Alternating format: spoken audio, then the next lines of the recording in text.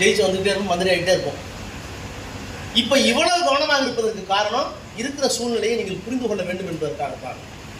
இந்த தேர்தல் 2026 மீண்டும் நம்முடைய முதலமைச்சர் ஆகுவதற்காக மட்டும் இல்லை, நாடாளுமன்றத்தில் 6வது முறையாக ஏறத்தாழ 25 ஆண்டு காலம் இருக்கிறாங்க.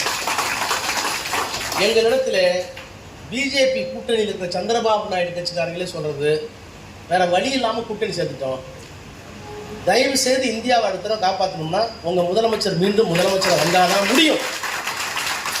இல்லைன்னா தமிழ் இருக்காது, தெலுங்கு இருக்காது, மலையாளம் இருக்காது, மராட்டியம் இருக்காது, மாநில மொழிகள் இருக்காது, மாநில கலாச்சாரம் இருக்காது. நம்மகிட்ட இத்தனை வேற்றுமை இருக்குல்ல, எல்லாம் சேர்ந்து தானே இந்தியா. நீங்க கட்டுற வேட்டியை மகாராஷ்டிரா கட்டுறானா, மகாராஷ்டிரா கட்டுற ராஜஸ்தானில் போடுறானா, ராஜஸ்தானில் தொப்பி காஷ்மீரில் இருக்கா, காஷ்மீரில் போடுற புள்ள கேரளாவில் இருக்கா, உணவு ஒரே மாதிரி இருக்கா? கேரளாவுக்கு போனீங்கன்னா என்ன கறி ஃபேமஸ்ன்னு சொல்ல வேண்டியதில்லை. அந்த கறி ஃபேமஸ் இங்கே சாப்பிட்றோமா? இங்கே சாப்பிட்றதா அங்கே இந்த இட்லி தோசை அங்கே சாப்பிட்றானா? அவன் போடுற மொழியால் வேற, இனத்தால் வேற, சாப்பாட்டால் வேற, பழக்க வழக்கத்தால் வேற. நம்ம காலையில் கல்யாணம் பண்ணுறோம், டெல்லியில எல்லாம் சாயங்காலம் கல்யாணம் பண்ணுறோம், நம்ம ஏறும் பொழுதுங்கிறோம், இறங்கும் பொழுதுங்கிறோம். இப்போ இத்தனை உடை, இத்தனை மொழி, இத்தனை கலாச்சாரம், இத்தனை மத, அல்லாஹ் ஒருத்த, சிவனை ஒருத்த, பெருமாளை ஒருத்த, இயேசுநாதரை ஒருத்த, புத்தரை ஒருத்த, மகாவீரரை ஒருத்த, ஐயப்பனை ஒருத்த, இத்தனை வழிபாடுகள், இத்தனை சாமி, இத்தனை மொழி, இத்தனை கலாச்சாரம் எல்லாத்தையும் ஒன்னா அடக்கி வச்சது எது? எல்லாம் நம்முடைய முன்னோர்கள் இருக்காங்கல்ல.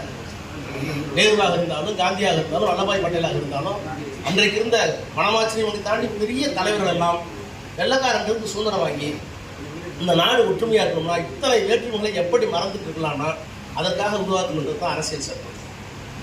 அந்த அரசியல் சட்டத்தில் தாழ்த்தப்பட்டவனுக்கு என்ன உரிமை, பிற்படுத்தப்பட்டவனுக்கு என்ன உரிமை, முஸ்லீமுக்கு என்ன உரிமை, கிறிஸ்தவர்களுக்கு என்ன உரிமை, பெண்களுக்கு என்ன உரிமை, நாடாளுமன்றத்துக்கு என்ன அதிகாரம், உச்சநீதிமன்றத்துக்கு என்ன அதிகாரம், சட்டமன்றத்துக்கு என்ன அதிகாரம், தேர்தல் கமிஷனுக்கு என்ன அதிகாரம், அவன் என்ன செய்யலாம் செய்யக்கூடாது, அப்படி தப்பு பண்ணா சுப்ரீம் கோர்ட் என்ன பண்ணணும், எல்லாம் எழுதி வச்சுருக்காங்க.